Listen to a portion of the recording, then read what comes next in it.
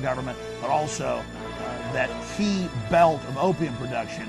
In fact, before 9/11, only about 10% of opium was being produced there with the poppies. Now it's over 60%. You know, I've been very frustrated in the 8 documentary films that I produced because I could spend an entire program just covering one aspect of the New World Order. But to understand the total enslavement system they're designing for you and your family, that we're already deep into, but it's getting worse in the degrees, you need to have an understanding of the entire system and how it fits together in this web of tyranny and slavery. A key area that we need to look at is government-sponsored terrorism. How do the globalists get us to accept giving up our liberties and freedoms? Well, it's simple. They scare the daylights out of us with terrorist events they create. They pose as our saviors. We go to them asking for help, and they give us solutions that get the chains more tightly fitted to our ankles and mainly to our minds. Let's look at just a few examples of this, and they are voluminous. I would just hope that everyone out there visit Infowars.com on a daily basis to see even more examples of this.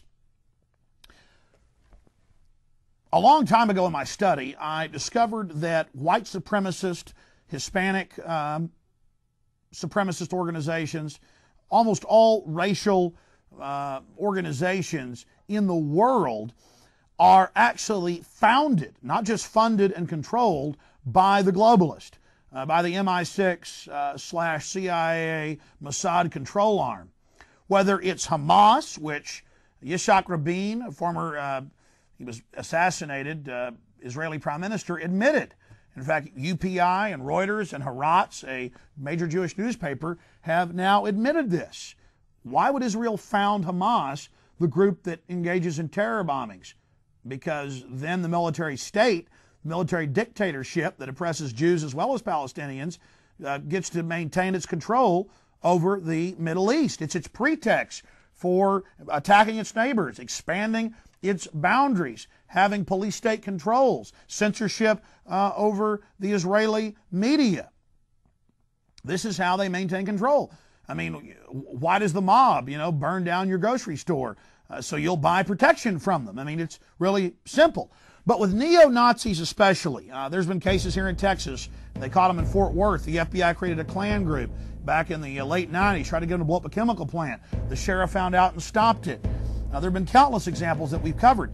But it just came out that the modern neo-Nazi groups in Germany were founded in 1963 by MI6, British intelligence. And it just broke in German courts that the entire leadership of the National Democratic Party, NPD, who's been caught firebombing people, murdering folks in Germany, the entire leadership, the top 30 people, and it's a small organization, a little over 200 members, the entire leadership, those that print the newspaper, that give the orders, that have the rallies, are German intelligence. So it's not German intelligence inside the NPD, it's German intelligence running it, and it was, of course, founded by their bosses, MI6. And it admits in these Scotsman and BBC and London Telegraph headlines that the government ran the organizations as agent provocateurs paid by intelligence services.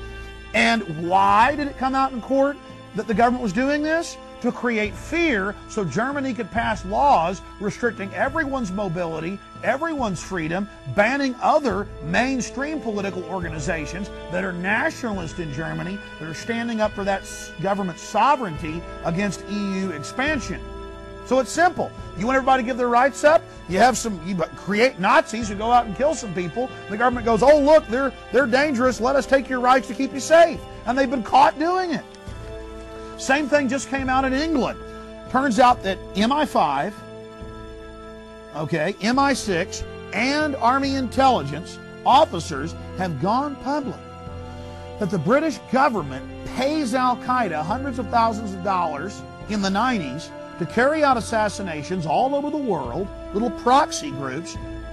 Intelligence agencies love to use organized crime and terrorist groups they created to carry out their terror. And officers went public on this. They quit. Some of them were jailed over it. The government didn't deny the facts of what they said, but they would arrest them.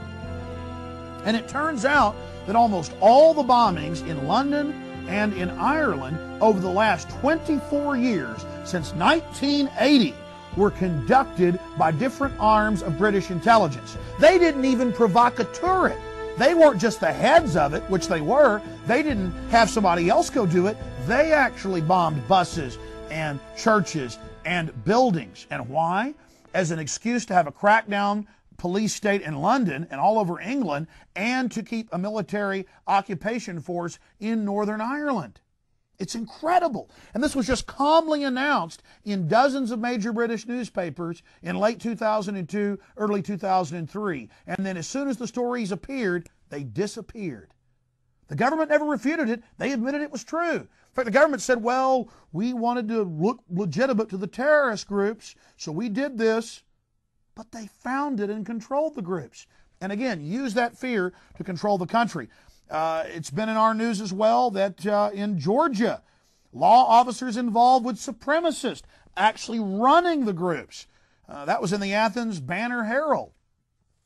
But let's look at some even more serious geopolitical versions of crisis creation. We've all heard about North Korea threatening to nuke their neighbors, threatening to nuke South Korea, threatening to nuke the United States.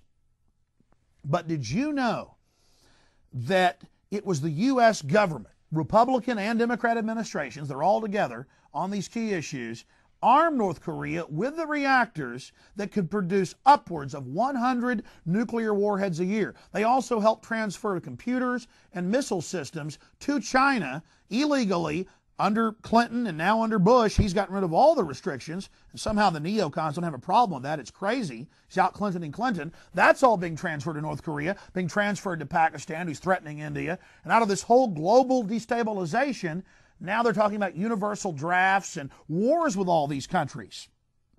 North Korea threatens to destroy the world. But we're supposed to forget the headlines. Clinton deal gave North Korea 100 nuke per year capacity. But wait, then the Republicans say it's just the Democrats. Oh no, it's the whole government. It turns out Donald Rumsfeld, who was also the bag man in the 80s arming Saddam with chemicals and biologicals, was on the board of ABB, the company that delivered this nuclear technology to North Korea in the late 1990s. Think about that.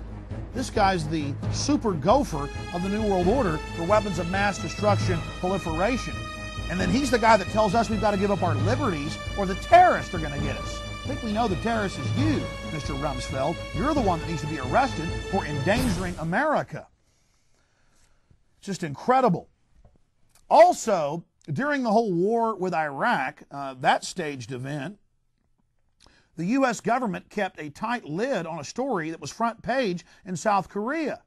The Taepong-Tong-2 intermediate-range missile that can hit areas of the U.S. western seaboard actually launched a test missile. North Korea did. We've done it many times in Japan, and that's public. But they launched a test missile that hit Alaska. That's right. First they were reporting that it splashed down hundreds of miles off our coast. Then it turned out that pieces of it actually hit Alaska. And why did our government keep that quiet?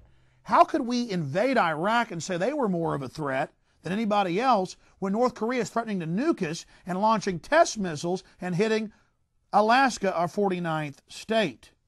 And this came out, of course, out of official South Korean newspapers. Why did they release this news? They were told to be quiet by the U.S. government. They're afraid. They want the world to know what a threat North Korea is. And at the same time, the Associated Press reported that still, as North Korea is threatening to nuke us, U.S. providing North Korea with nuke info, while the Bush administration confronts North Korea over developments of nuclear weapons, it is allowing the regime access to thousands of documents on nuclear technology as part of an electronic power project. And then you see headlines about how dangerous Iran is. We've got to invade Iran next. Iran has, these enriched uranium plants. Very, very advanced. But there's a problem. We're supposed to forget the confirmed news reports from the BBC and other publications that the UK, the US, and Israel transferred Iran these systems in the 1990s right up until 2001. And why are they proliferating? Because then they got to have this global government and this global army to keep us safe from